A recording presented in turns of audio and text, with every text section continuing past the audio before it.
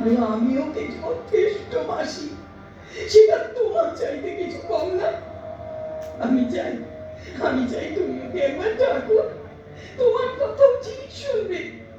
ওকে বলো যে আমাকেও এইভাবে এড়িয়ে যেন না চলে। শোনো, একদিন বাদে হঠাৎ এসে আমি তোমাদের এইসব ব্যাপারের মধ্যে ঢুকে কথা বলবো, এসব হয় নাকি? আর শুধু এই জন্যই কি তুমি সমুদ্র দাসের কথা বলে আমাকে তুমি এইভাবে ডেকে পাঠালে? না, তা কেন? তবে দরকার তো একটা আছে। তুমি বলো, ওকে ডাকো, তোমরা দুজন কথা বলো। আমি উঠি। আমি থাকলে ও তো তোমার সাথে কথাবার্তায় সহজ হতে পারবে না।